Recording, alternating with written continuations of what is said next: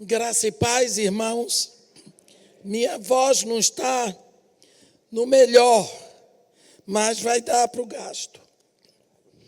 Eu gostaria de convidar a igreja para abrir a Bíblia no capítulo 13 de Êxodo.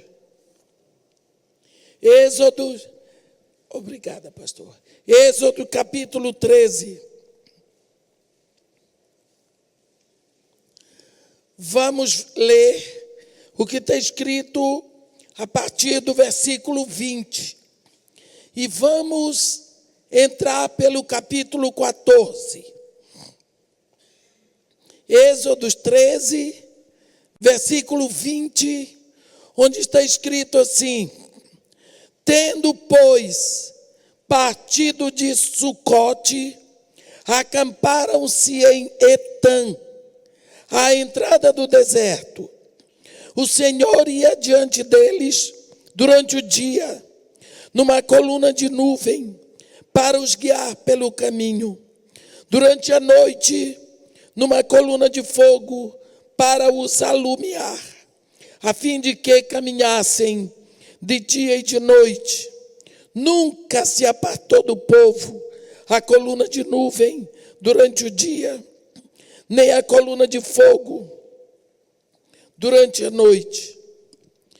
Disse o Senhor a Moisés: fala aos filhos de Israel que retrocedam e se acampem defronte de Pi-Hairote, entre Migdol e o mar, diante de Baal-Zephon.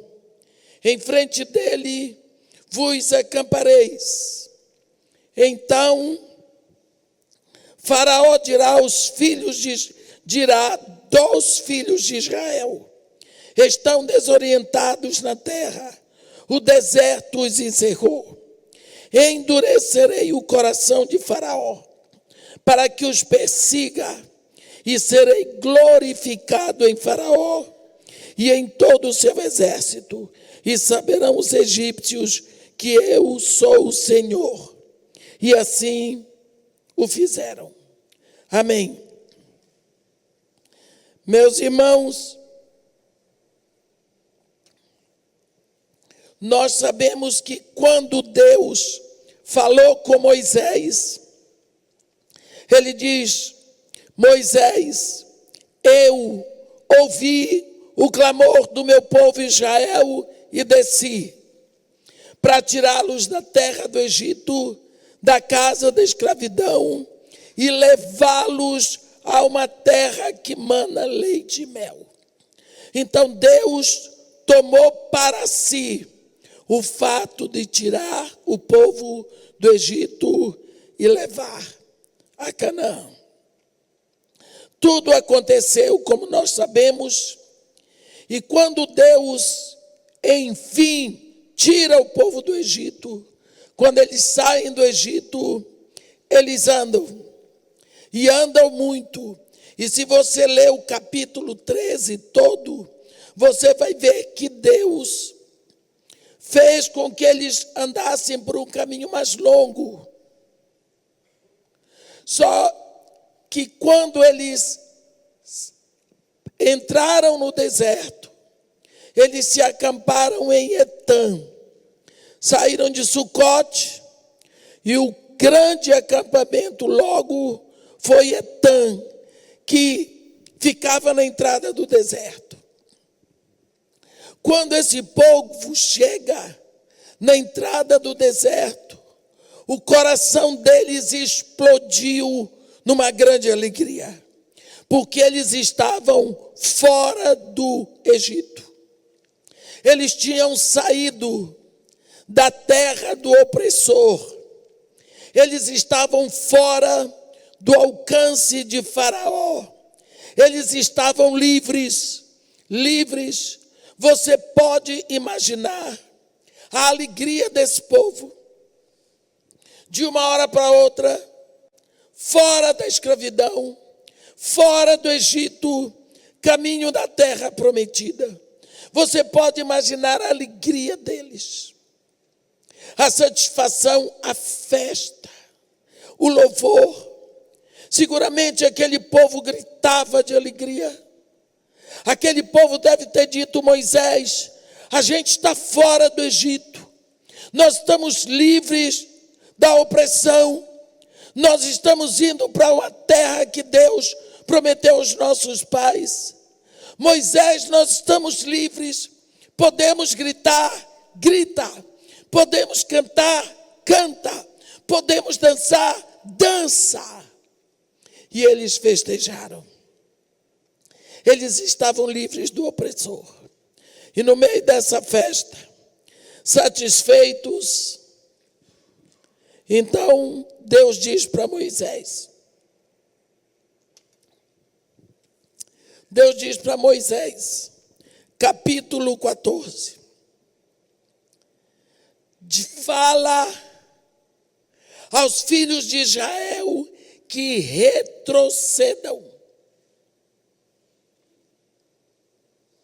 e se acampem defronte de Pi-Hairote, entre Migdol e o mar, diante de Baal-Zephon. Você que acha que é fácil liderar, que é fácil andar com Deus, olha a situação de Moisés.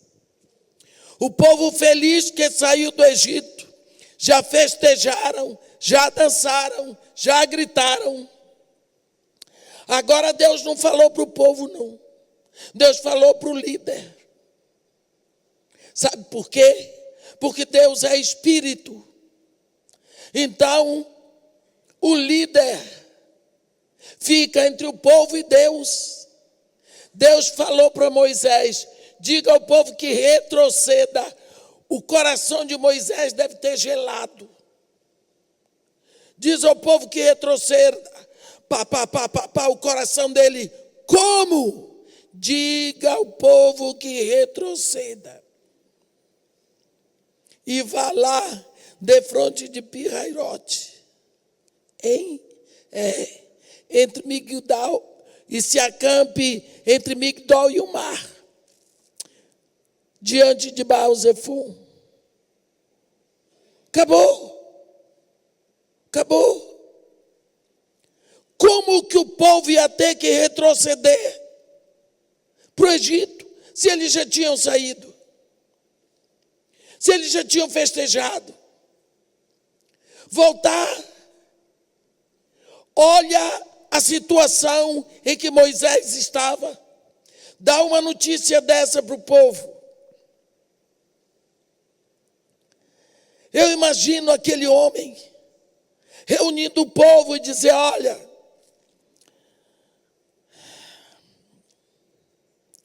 Deus está dizendo, Deus disse, o povo quer Moisés. Ele disse que é para... O que, Moisés? Retroceder. O quê? Você enlouqueceu, homem? Para retroceder, para ir lá para Pi-Hairote e se acampar entre Migdol e o mar, defronte de Baal-Zephon. Primeiro vamos ver. Pi-Hairote é o lugar das grandes montanhas da região. Pi-Hairote significa montanhas intransponíveis. Ninguém em Pi-Hairote pode atravessar aquelas montanhas. Esse era o nome do lugar. Lugar intransponível. Em vez, eles que já tinham se acampado em Etã, na frente, no princípio do deserto, e viram tudo aberto para eles, agora eles vão se acampar entre Migdol e o mar. Eles só vão ter uma saída. Eles vão ficar numa emboscada. Porque a única saída que vai ter para lá é a mesma entrada. Se o faraó vier atrás deles, eles não podem sair, a não ser pelo mesmo caminho que vieram e é o mesmo caminho que vem faraó. Naquela época não existiam as estradas que nós temos hoje. Então, só existia aquele caminho. Foi por aquele caminho que Abraão foi para o Egito e saiu. Foi por aquele caminho que um dia José veio. Foi por aquele caminho que um dia Jacó veio para lá com seus filhos. Era um só caminho. Agora eles ficaram numa situação assim. Aqui tudo é Pirairote. Esse lugar aqui é Migdol. Aqui é o mar. Eles não tinham saída.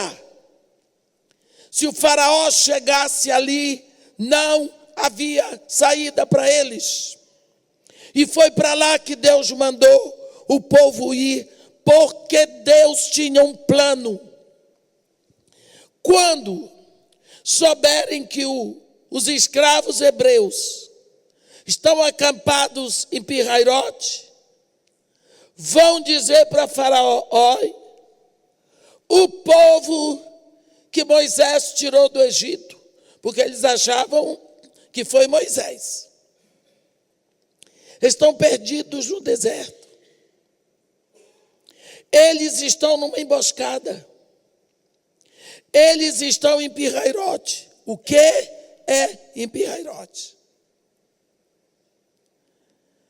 O faraó diz, então, eu vou lá. E era exatamente isso que Deus queria fazer. Deus tinha um plano. E o plano de Deus é esquisito. E o plano de Deus era exatamente colocar o povo de Israel como isca para atrair Faraó, para dar livramento ao seu povo e ser glorificado em Faraó. Mas Deus queria trazer tudo. O povo não compreende. Moisés sabia. Deus tem um plano maior dentro do impossível. Porque a Bíblia diz no Salmo 103, versículo 7, que Deus manifestou os seus caminhos a Moisés e os seus feitos ao povo de Israel. Deus manifestou a Moisés os seus planos, os seus objetivos, os seus caminhos. Então Moisés sabia. Ele me disse que ouviu o clamor do povo de Israel e desceu para tirá-los do Egito e levá-los à terra prometida. Então ele já nos tirou do Egito. Agora ele vai nos levar à terra prometida. Mas nesse ínterim, Deus vai fazer como ele quer. E agora, o povo ali, Deus disse, eu vou endurecer o coração de Faraó e ele vai atrás do povo. E quando ele chegar lá, porque ele acha que vai ser fácil, o povo vai estar numa emboscada. O povo vai ter que correr para os braços dele, porque não tem outro jeito. Então, eu vou ser glorificado em Faraó, nos seus carros, nos seus cavaleiros, no seu exército. Quando Faraó ficou sabendo que o povo estava encurralado em Pirairote, disse aí, ó, esse bando de bobo, está tudo lá, não conhece o deserto, vão já voltar para casa. A Bíblia diz que o Faraó, aprontou Faraó o seu carro e tomou consigo o seu povo. e tomou também 600 carros escolhidos de todos os carros do Egito, com capitães sobre eles. Faraó tomou o que tinha de melhor, 600 carros dos melhores. Levou toda a artilharia dele, levou o que tinha de melhor para trazer uma nação de escravos de volta e se vingar em cima deles, porque por causa deles Deus tinha matado todos os primogênitos de animais e de homens no Egito, até o filho de Faraó. E a Bíblia diz porque Deus endureceu o coração dele para ele ir atrás. E ele foi. O povo está acampado. Eles não sabem o plano de Deus. E eles estão naquela emboscada. Eles viam que tinha uma saída. Mas a saída que eles tinham era a mesma de entrada do faraó. Um dia, alguém olhou no caminho e viu a poeira subindo. E eles perceberam que era todo o exército de Faraó. 600 carros, puxado por cavalos velozes. Um exército do Egito, numa estrada que não tinha asfalto. O poeirão subia. O povo aqui entrou em pânico. Pronto. Eles não vêm só nos buscar, eles vêm nos matar. E esse povo foi para cima de Moisés. Moisés, o que é isso que tu fizeste conosco? Não foi isso que nós te dissemos estando no Egito?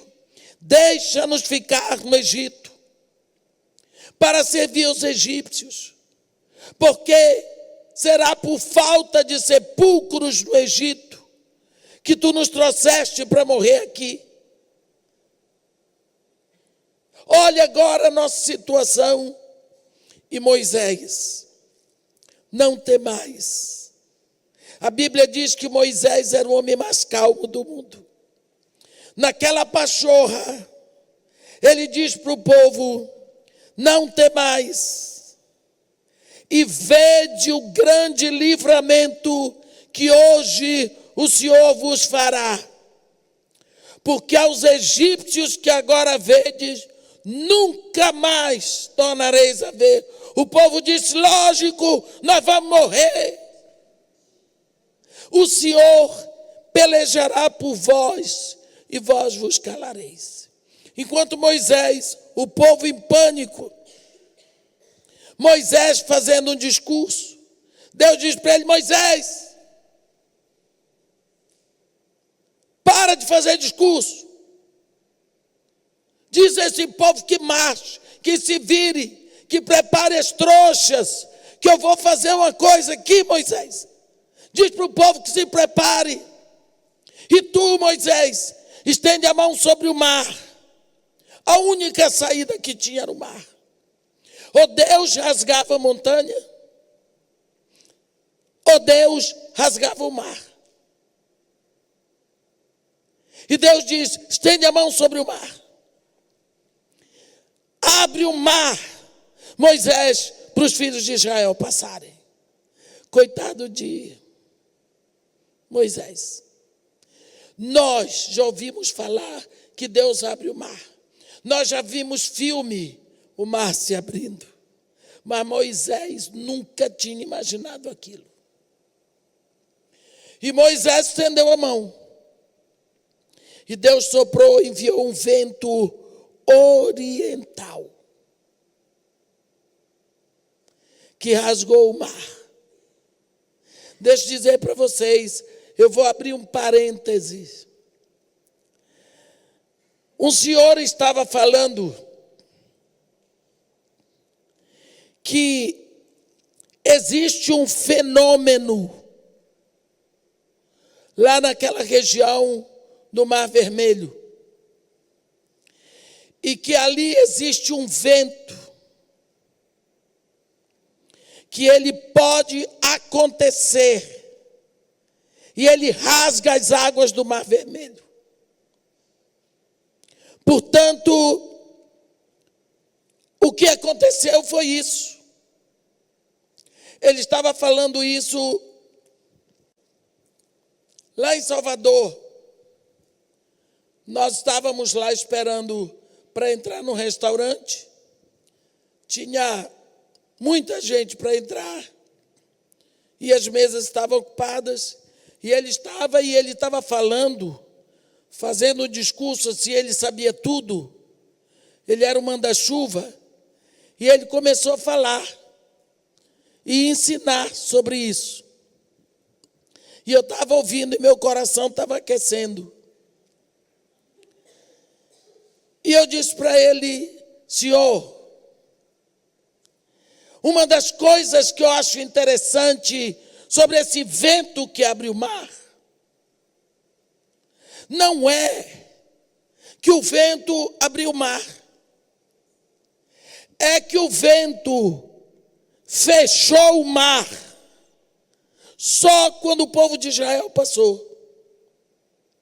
Quando se fala no milagre do Mar Vermelho que se abriu, nós temos que ver que o grande milagre foi que o mar se abriu, o vento abriu o mar, o povo de Israel passou, e lá no final, quando o povo acabou de passar, o vento fechou o mar. E sabe que foi o vento mesmo? Foi o vento. A Bíblia diz sobre os 4 ventos do Espírito Santo, representado nos 4 ventos: vento norte, vento sul, vento leste, vento oeste.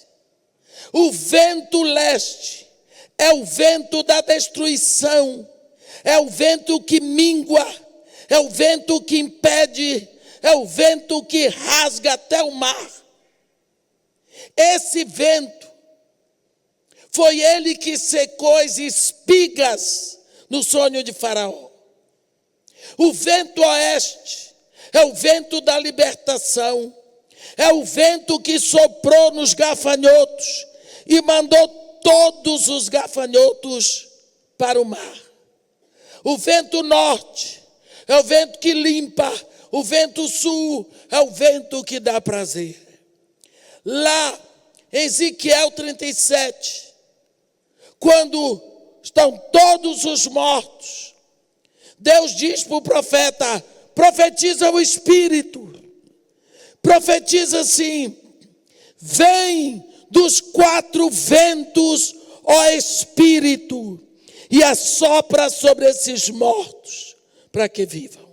E o Espírito soprou, e se levantaram um exército sobremaneira numeroso.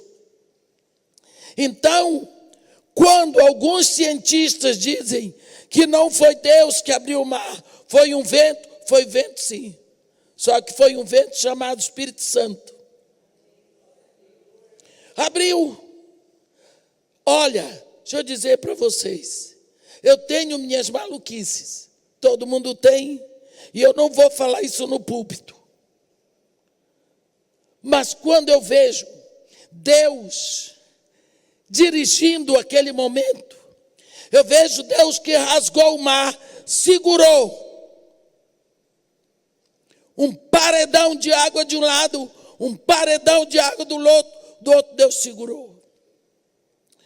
Quando ele viu que o povo do Egito vinha perto, ele botou escuridão. Eles ficaram no mesmo lugar.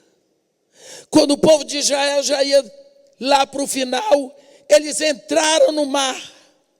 Aí Deus, o povo ia a pé, tinha velho, tinha criança, tinha mulher grávida, tinha gente bancando, todo mundo chorando, carregando trouxa, ovelha, bode, cabra, que deles não ficou nenhuma unha no Egito.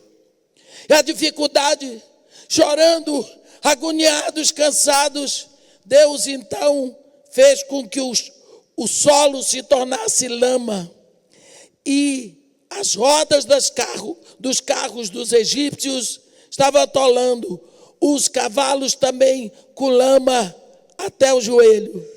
Quando o povo acabou de atravessar, que chegou lá do outro lado, Deus tirou a lama e deixou eles correrem. Eu acho que Deus disse assim: ei, diabo, eu abri o mar para o meu povo. Eu seguirei o mar para o meu povo passar. Agora, acabei, segura o mar para o teu povo. E os dois paredões se encontraram no encontro fenomenal. Nunca os paredões do Mar Vermelho tinham encontrado tanto impedimento. Soldados, a Bíblia diz que eram capitães, e carros, cavalos caríssimos. Está lá. A ciência descobriu ultimamente o restante das carruagens. Você pode ver isso na internet. Lá. Descobriram o lugar por onde passaram os escravos hebreus, por causa das carruagens do exército de Faraó, no fundo do Mar Vermelho. Foi um vento? Foi o vento leste. Mas quem comandou esse vento é Deus, porque o Espírito Santo é o Espírito dos quatro ventos. Bem, Deus abre o mar, mas o povo não sabia que Deus ia abrir o mar. O faraó do Egito não sabia que Deus ia abrir o mar. Moisés ficou sabendo na hora. Aquele povo passou. Quando nós vemos esta situação, nós pensamos, Pi-Hairote, porque o povo traz o povo, porque Deus traz o seu povo para Pi-Hairote. Quantas vezes você, filho de Deus, se encontra em situações verdadeiramente iguais a Pi-Hairote? Quando você está numa situação de vida em que você só vê impossível e a única saída é fracasso, derrota. Olha em volta de você montanhas intransponíveis, Migdol, aqueles picos horríveis e ameaçadores. E você só tem diante de você ou cair nos braços do seu inimigo e exator, ou Deus vai abrir o mar para você. É nessa hora, meu irmão, que você precisa de fé. A fé não é para ser usada quando tudo está bem. Lembra quando Jesus disse para seus discípulos: passemos para o outro lado do lago. Eles entraram no barco.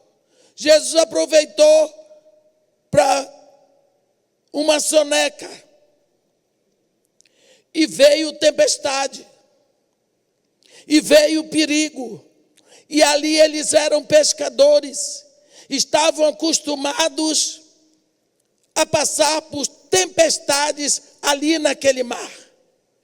O único que não era pescador, que não estava acostumado com o mar, era Jesus, que era carpinteiro. Quando eles tinham feito tudo o que sabiam, como pescadores tarimbados no mar, eles chamaram Jesus. Jesus levantou, ordenou para a tempestade, ordenou para o mar, e depois fez uma pergunta: onde está a vossa fé?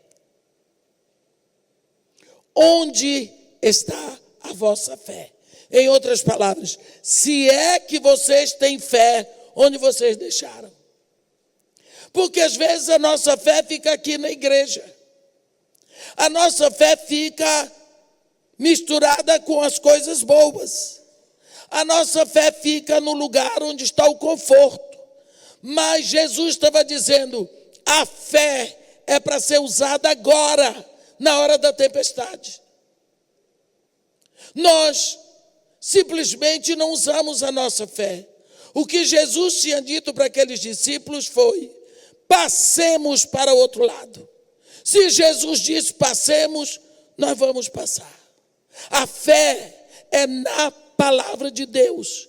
Mas às vezes nós temos mais fé na aparência dos perigos. Aquele povo estava em Pi-Hairote. E eles olhavam para aquelas montanhas. E eles tinham medo. Eles tinham medo. Todas as vezes que o gigante do medo nos ataca, ataca pela aparência, como Golias, 3 metros de altura, enorme. É o gigante do medo. Você olha e vê a aparência. Você não sabe que o que derruba gigante é a palavra que sai da sua boca, a palavra da fé. Aquele povo estava cercado e Deus quis mostrar para eles, enquanto vocês têm medo de Pi-Hairote, o faraó vai ter medo de um povo que está encurralado. Ele vai ver o que eu vou fazer. Aqui, Deus, naquela situação sem saída, porque eles não viam uma saída, Deus abriu um caminho no impossível, no mar. Olha, aquele caminho era impossível para nós, mas para Deus não é. Será que não é muito mais impossível você viver porque você respira o ar? Mas nós nos acostumamos, não é? Nós respiramos, acabou. Mas isso é muito mais difícil. No entanto, nós tomamos essas coisas como fáceis. Quando nós vemos que nós estamos numa situação dessa, ou nós confiamos, ou nós confiamos. Quantas vezes esquecemos quem é o nosso dono? Quem é o nosso proprietário? Quem nos comprou? Quem é que está na direção da nossa vida? Dificilmente nos lembramos quem é que está na direção.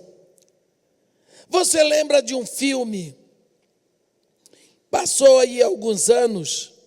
É um romance que foi escrito, foi filmado saindo da Irlanda do Norte, o Titanic. Quem assistiu esse filme aqui? Que bom. Esse filme nos ensina muita coisa. Eu aprendo muito, dificilmente vou ao cinema, mas quando eu não vou para perder tempo.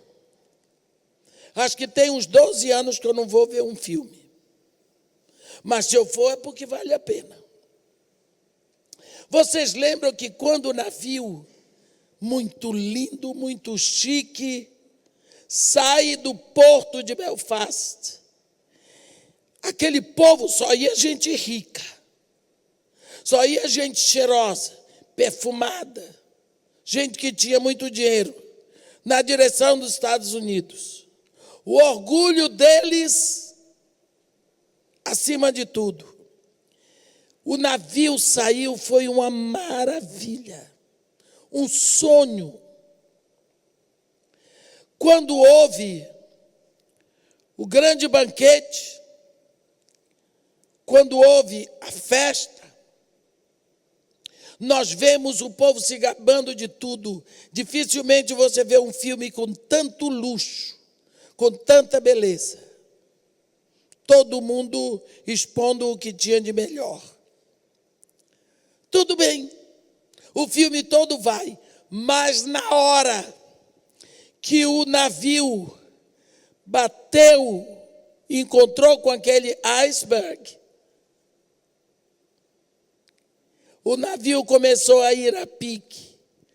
A única coisa que o povo perguntava era: cadê o capitão? Onde está o capitão?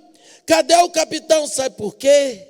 Porque todo mundo queria ouvir do capitão qual era a situação real do navio onde eles estavam. Na hora da festa, ninguém lembrou do capitão. Na hora dos comes e bebes, ninguém lembrou dele. Mas na hora que o navio estava indo a pique, todos lembraram do capitão. É sempre assim. Nós estamos na nossa vidinha do dia a dia. Quantas pessoas daqui da igreja estão dormindo? Não vieram para a igreja. Mas, se tiver uma situação de perigo em casa, cadê o pastor? Pastor de quem? Pastor de ovelha que dorme até meio-dia? No instante procura o pastor, no instante procura a igreja. Mas, irmã, se ela fala demais, falo para o seu bem, minha irmã. Falo para o seu bem. Não estou querendo prejudicar ninguém. Nós sempre procuramos o capitão do barco da nossa vida, quando a nossa vida está em perigo. Por quê? Por quê? Porque nós esquecemos dele, do capitão, durante o percurso. É preciso que nós saibamos que nós podemos estar a qualquer momento numa situação de pirrairote. E pirrairote não é um dilema, porque num dilema a sua mente oscila entre dois opostos. E num pirrairote a sua mente só vê fracasso, naufraguei, acabou, morreu, não tem jeito. Você vê Jacó, no capítulo 32 de Gênesis, Jacó passou a vida fazendo maracutaia. Ele mentiu para pegar a primogenitura do irmão. Mentiu, enganou o pai que era cego e velho. Para receber a bênção da primogenitura, Jacó mentiu, está lá escrito na Bíblia. Conseguiu o que queria. Ele tinha a bênção para a primogenitura. Foi para não morrer nas mãos do irmão que prometeu matá-lo. Ele foi para a casa de seu tio Labão. Chegou lá, garotão, jovem, forte, poderoso, olhou as duas primas, a mais bonita, ele disse: eu quero para mim. E conseguiu. Ele trabalhou 7 anos para pagar o dote daquela moça. Ele inflacionou o preço. Aí teve que trabalhar mais 7 para poder ter ela. Ficou logo com as duas primas, comprou legal. Quando acabaram os 14 anos de trabalho, que foi que aconteceu? Ele agora tinha que trabalhar para ele. Que foi que fez? Maracutaia. Deu um jeitinho. Primeiro tatuador da Bíblia. Tatuou ovelha. Tatuou. Para quê? Para ter um rebanho grande, todo tatuado. Enriqueceu, dando jeitinho. Não precisou de Deus para nada disso. Para que lembrar? Deus, com quem ele fez aliança lá em Betel, ele não precisava desse Deus, ele dava conta sozinho. Ele dava conta sozinho. quando ele enriqueceu tanto, no meio do jeitinho dele, os filhos de Labão descobriram: Jacó está passando a perna no nosso pai. Labão começou a perceber, ele viu que estava sendo descoberto. Agora, aqui na casa de Labão, ele ia morrer. Se ele voltasse para a casa do pai dele, que já tinha morrido, Esaú estava lá para matá-lo.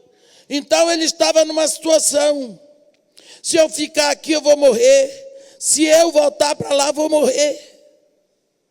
Era Pirrairote. Ele não tinha saída.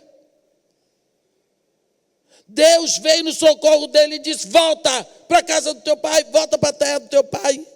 Ele voltou, mas com medo. Ele dava 2 passos para frente e 1 para trás com medo. Aquele homem fez de tudo, ele gastou os últimos cartuchos dele.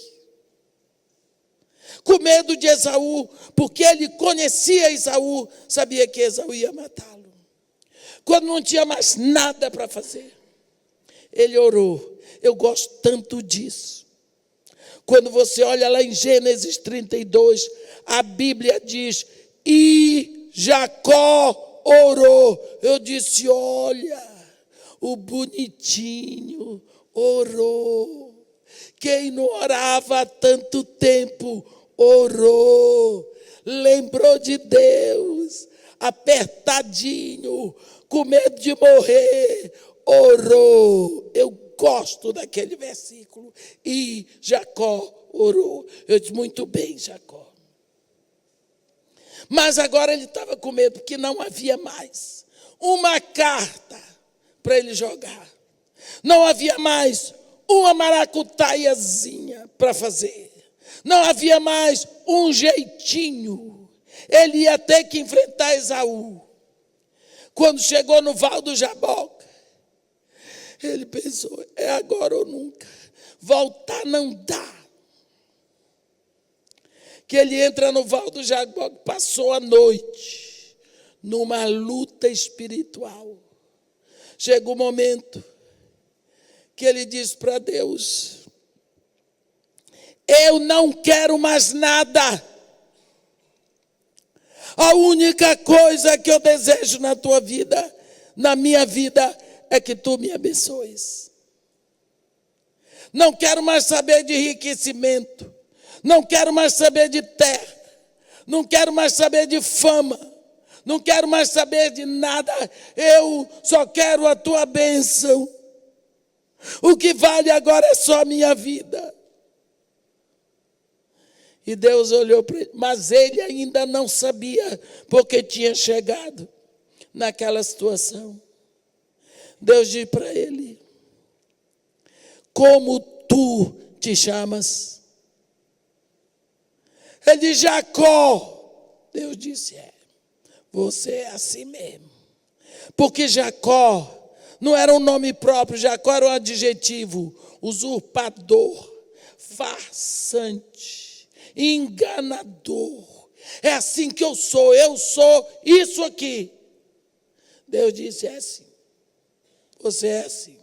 Mas agora, como você confessou a sua personalidade, o seu ego sujo, enfermo, aqui aos meus pés, eu recebo esse nome velho e te dou o nome novo. De hoje em diante tu serás Israel. Mas Deus já tinha tocado na perna dele, a perna deslocou do corpo. Pensa se você tem uma perna que está segurando o seu corpo só pelos tendões. E Jacó saiu de lá, ficou cocheando o resto da vida. Você viu? Só na hora de Pirrairote é que ele reconheceu que na força dele, no poder dele, no jeitinho dele, ele não ia a canto nenhum. Quantas vezes nos esquecemos que o plano de Deus para nós é sempre o melhor. mas nós queremos que Deus se submeta aos nossos planos. Você pode imaginar como foi difícil para aquele povo saber que Deus os estava mandando de volta para um lugar onde eles não queriam estar. Porque Deus tinha alguma coisa para ensinar.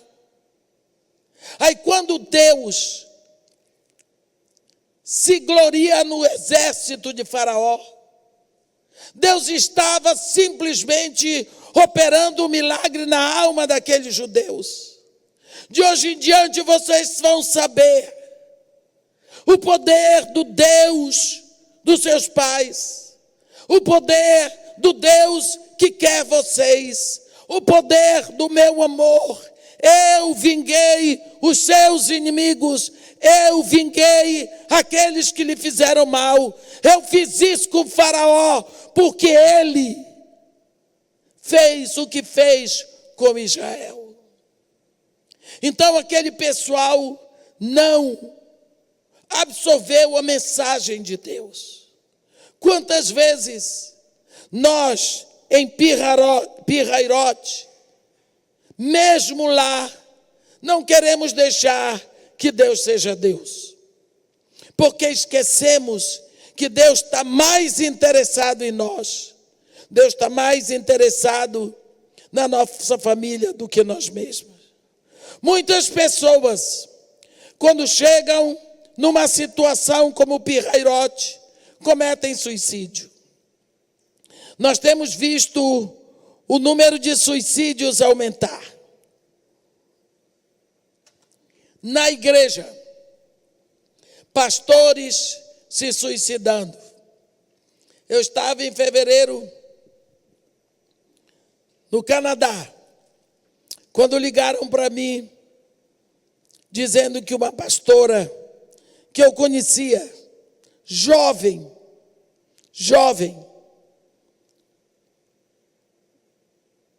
lá de Criciúma,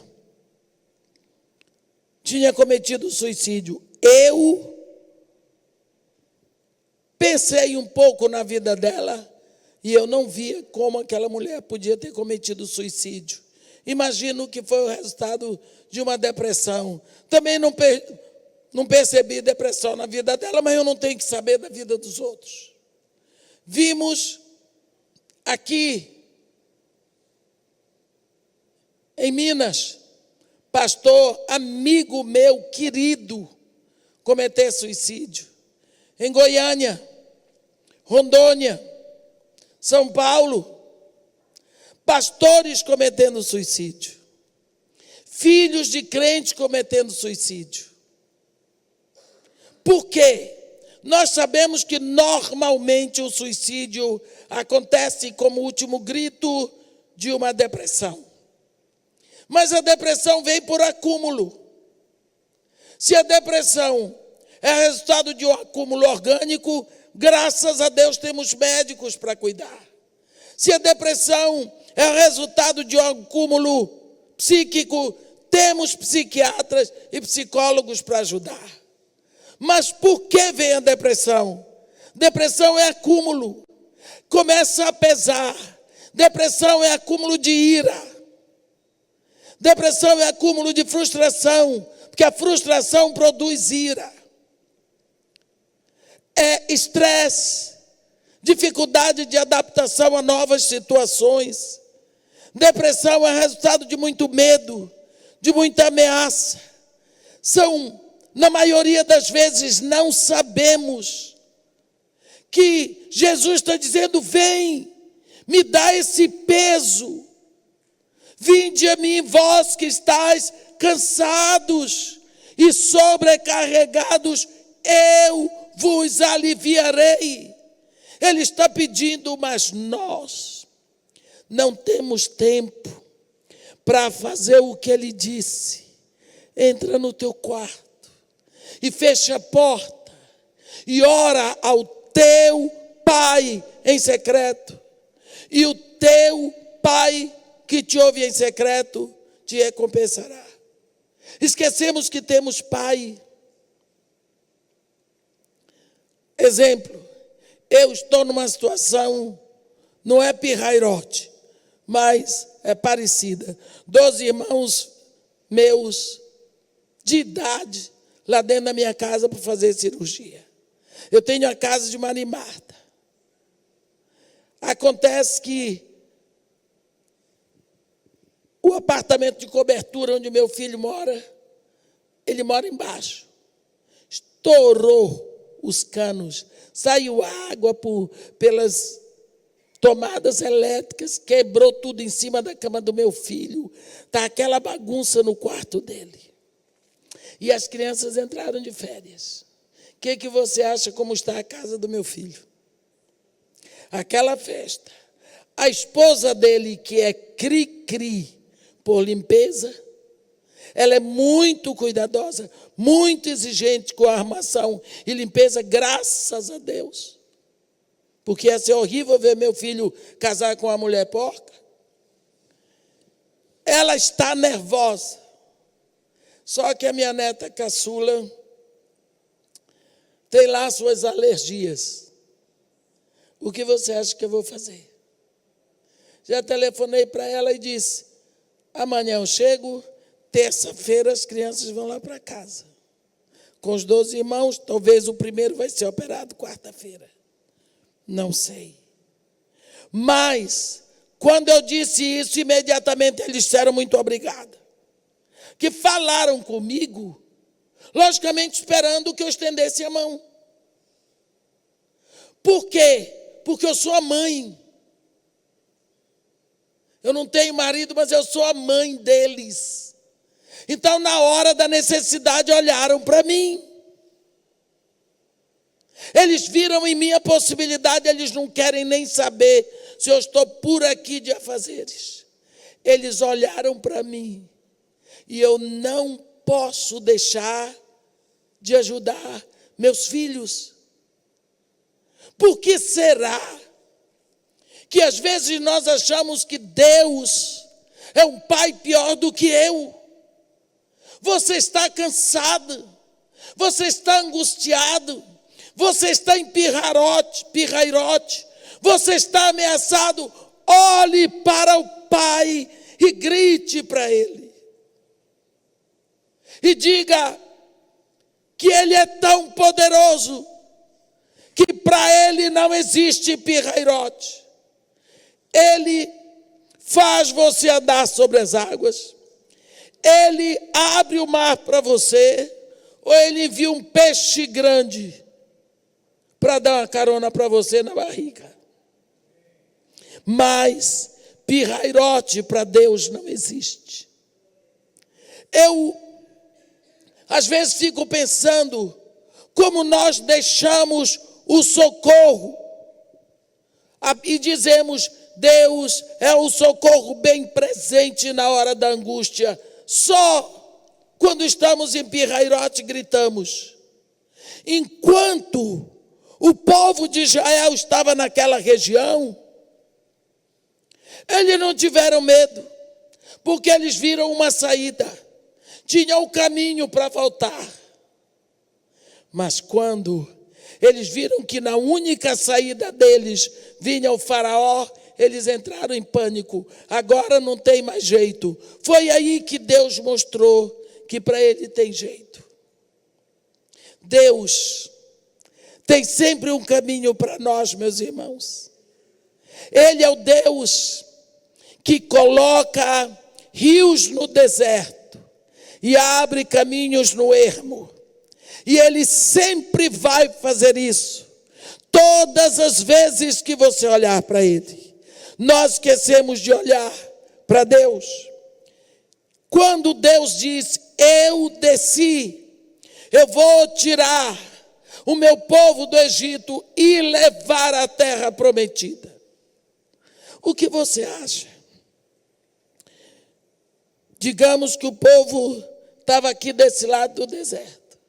Aqui é pirrairote. Aqui é pirrairote. Eles atravessaram o mar. Quando eles chegaram do outro lado, uma terra completamente estranha. Nunca alguém dali havia pisado lá do outro lado do mar? Nunca. Não sabiam o caminho. E agora?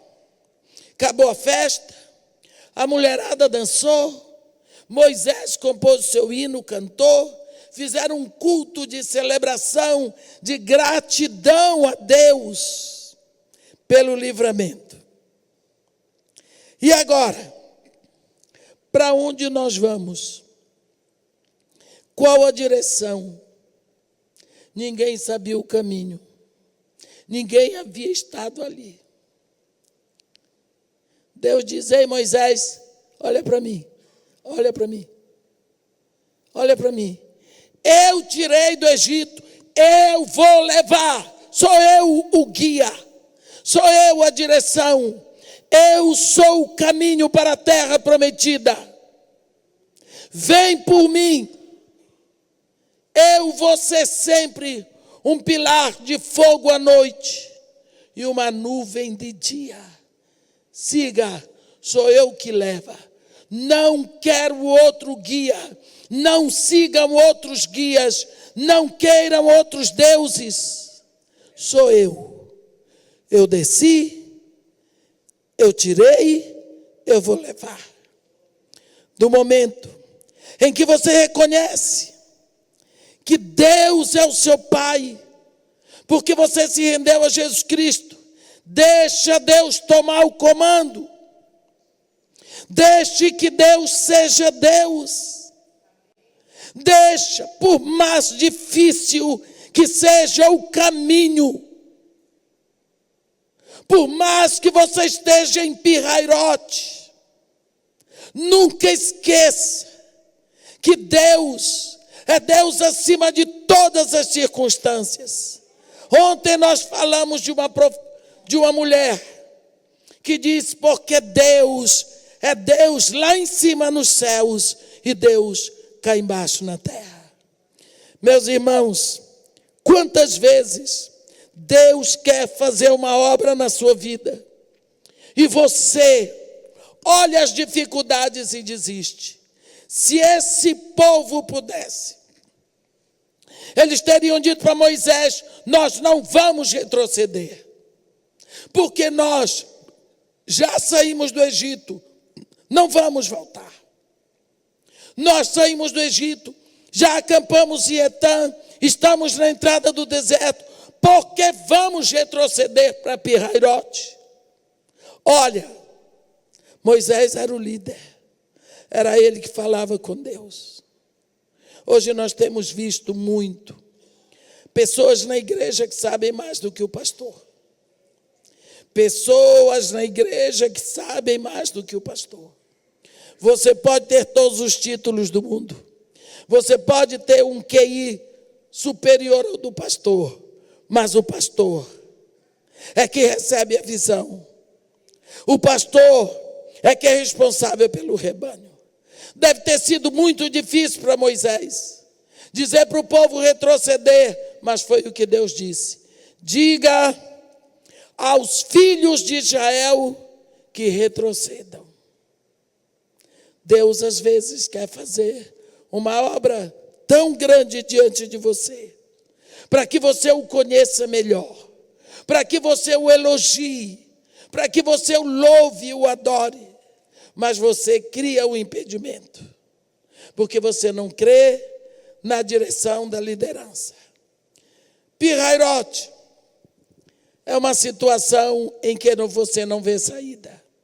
Quantas vezes nos encontramos em situações assim, mas nós precisamos saber que Deus nos chama a olhar para Ele em fé e saber que qualquer saída que não seja a saída de Deus é engano. E quando nós pensamos quantas pessoas vivem no engano das facilidades, andar com Deus é muitas vezes se encontrar em Pirrairote. É pena que na maioria das vezes nós não olhamos para o mar que Ele pode abrir, olhamos para as montanhas intransponíveis. Que Deus nos abençoe e nos faça pensar nessas horas que Deus continua sendo Deus, mesmo quando não vemos mais saída. Que Deus nos abençoe e nos guarde, que faça resplandecer o seu rosto sobre nós e tenha misericórdia de todos nós. Amém.